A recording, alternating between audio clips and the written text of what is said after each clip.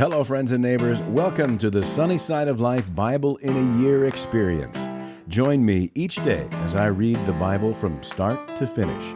I'm reading from the Life Application Study Bible, New Living Translation, published by Tyndale House Publishers. I pray this daily reading will bless you as much as it does me. So let's get started. February 28th, Deuteronomy, chapters 25 through 27. Suppose two people take a dispute to court, and the judges declare that one is right and the other is wrong.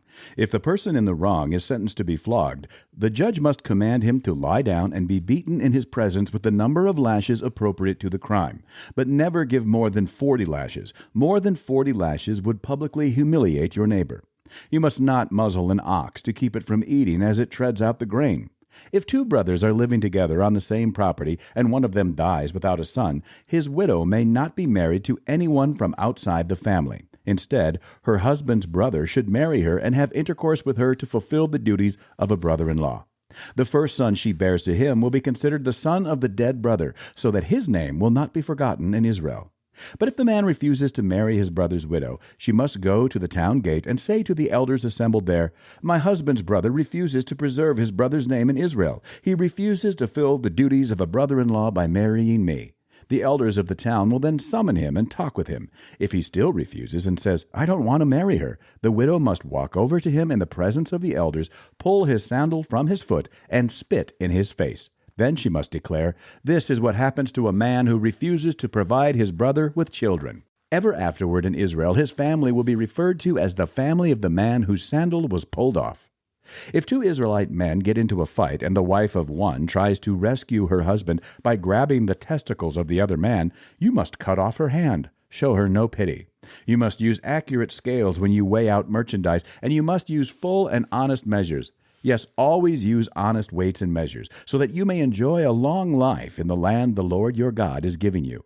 All who cheat with dishonest weights and measures are detestable to the Lord your God. Never forget what the Amalekites did to you as you came from Egypt. They attacked you when you were exhausted and weary, and they struck down those who were straggling behind.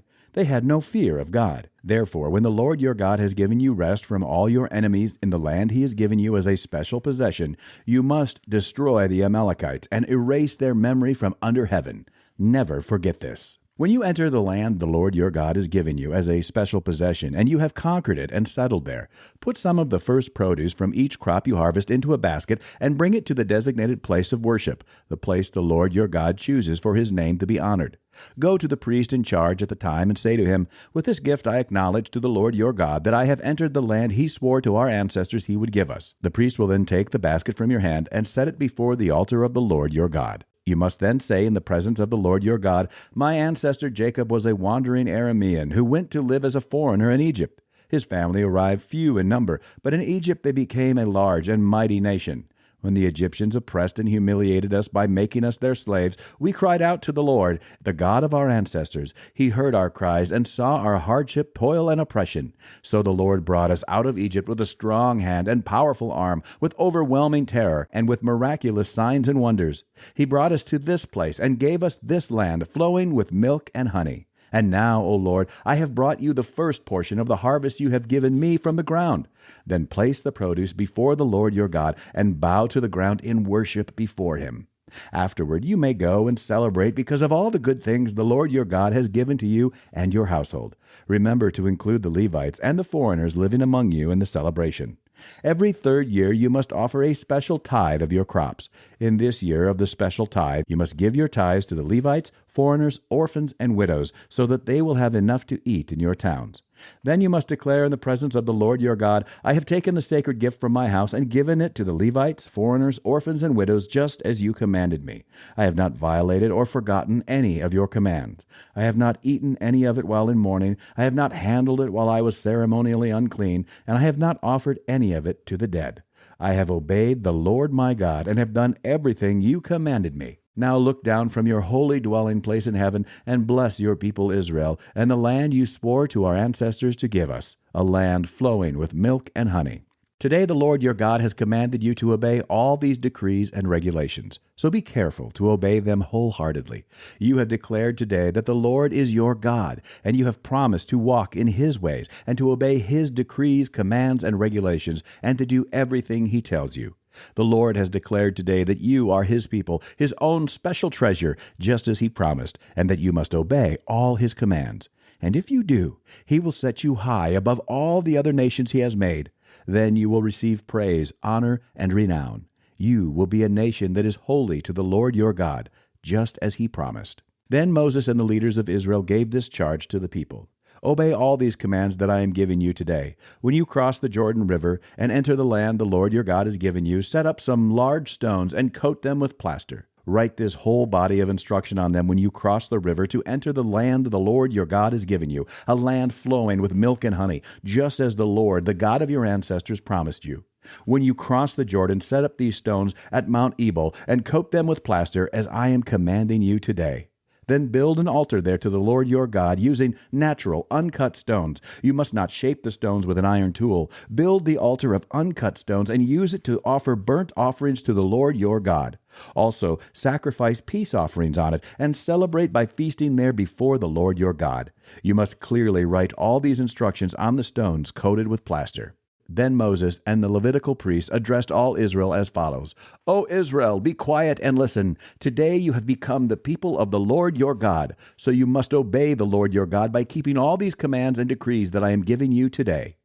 That same day Moses also gave this charge to the people. When you cross the Jordan River, the tribes of Simeon, Levi, Judah, Issachar, Joseph, and Benjamin must stand on Mount Gerizim to proclaim a blessing over the people. And the tribes of Reuben, Gad, Asher, Zebulun, Dan, and Naphtali must stand on Mount Ebal to proclaim a curse. Then the Levites will shout to all the people of Israel, "Cursed is anyone who carves or casts an idol and secretly sets it up. These idols, the work of craftsmen, are detestable to the Lord." And all the people will reply, Amen. "Cursed is anyone who dishonors father or mother," and all the people will reply, Amen. "Cursed is anyone who steals property from a neighbor by moving a boundary marker," and all the people will reply, Amen. "Cursed is anyone who leads a blind person astray on the road," and all the people will reply, Amen. "Cursed is anyone who denies justice to foreigners, orphans, or widows," and all the people will reply, Amen. "Cursed is anyone who has sexual intercourse with one of his father's wives, for he has violated his father," and all the people will reply, Amen. "Cursed is anyone who has sexual intercourse with an animal," and all the people will reply, Amen. "Cursed is anyone who has sexual intercourse with his sister, whether she is the daughter of his father or his mother," and all the people will reply, Amen. "Cursed is anyone who has sexual intercourse with his mother-in-law," and all the people will reply, Amen. "Cursed is anyone who attacks a neighbor in secret," and all the people will reply, Amen. "Cursed is anyone who accepts payment to kill an innocent person," and all the people will reply, Amen. "Cursed is anyone who does not affirm and obey the terms of these instructions," and all the people will reply, Amen. That's it for today, friends. Feel free to read ahead on your own. Before I go, let's share the Lord's Prayer together. Our Father who art in heaven, hallowed be thy name. Thy kingdom come, thy will be done, on earth as it is in heaven. Give us this day our daily bread, and forgive us our trespasses, as we forgive those who trespass against us. Lead us not into temptation, but deliver us from evil. For thine is the kingdom, and power, and the glory forever.